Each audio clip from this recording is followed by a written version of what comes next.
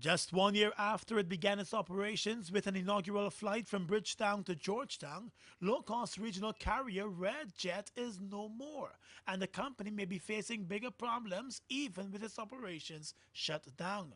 Redjet owes the Chedijagan Airport a substantial amount of money, believed to be in the millions of Guyana dollars, for landing fees and other fees.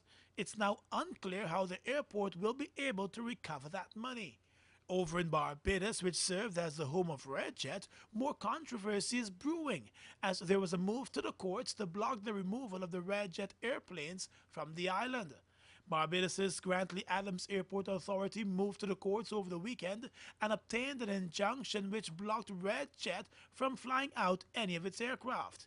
Redjet was getting ready after its closure to fly out its jets to the US and sell them there, promising that the money would then be used to settle debts and repay affected passengers.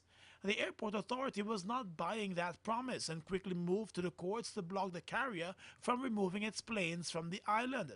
That poses a bigger problem for Redjet, since the airline's pilots were employed up until today.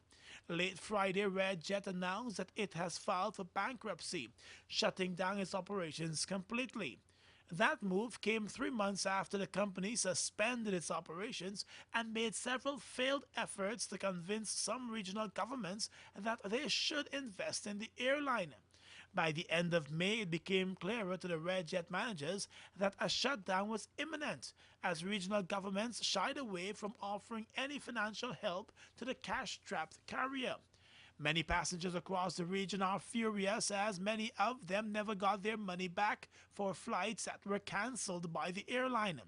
Guyanese passengers who bought their tickets in Guyana, however, were given the opportunity to apply to the Ministry of Works for a full refund, as the ministry prepared to tap into the bond that the airline was required to lodge with the Guyana government when it started its operations.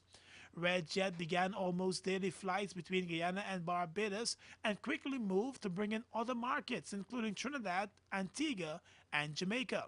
That was when its troubles began, and despite the airline's best efforts to fight back at reports that it was facing financial problems, those reports were proven true when the suspension of service was announced and its plans for a new takeoff were all grounded.